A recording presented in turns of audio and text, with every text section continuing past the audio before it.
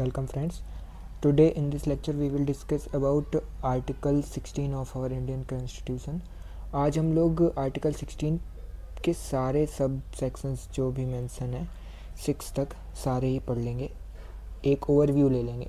इसके बाद part by part एक एक करके मैं लेक्चर अपलोड कर दूंगा, तो आप वो भी विज़िट कर सकते हैं। So basically sub section article 16 जो है वो बात करता है equality of opportunity in matters of public employment. So basically यहाँ पर यही बोला गया है कि पब्लिक एम्प्लॉयमेंट में जो भी अपॉर्चुनिटी है उसको लेकर के डिस्क्रिमिनेशन नहीं होगा।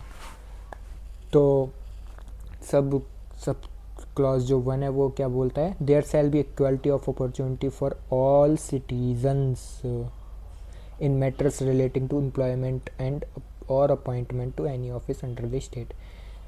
सिटीजन्स के लिए अगर इनका अपॉइंटमेंट और एम्प्लॉयमेंट हो रहा है तो सभी को अपॉर्चुनिटी इक्वल मिलेगी।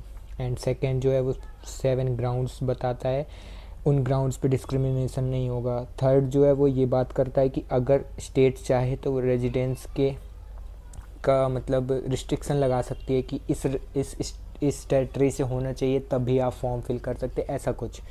जो 4 है वो बात करता है कि nothing in this article shall prevent state from making any provision for the reservation of appointments और post in favour of backward classes of citizens को अपॉइंटमेंट के लिए फेवर करता है किसी भी पोस्ट में और अपॉइंटमेंट में। बस एक कंडीशन है यहाँ पर कि एडुकेटली रिप्रेजेंट नहीं होना चाहिए उस पोस्ट के लिए, उस पोस्ट में एजुकेटली रिप्रेजेंटेशन नहीं होना चाहिए बैकवर्ड क्लासेस का। एंड 4A जो कि बात करता है कि article shall prevent state from making any provision, nothing in this article shall prevent. जैसे यहाँ पर बैकवर्ड क्लासेस ऑफ सिटीजन्स की बात की गई थी, यहाँ पर schedule caste and schedule tribes की गई है।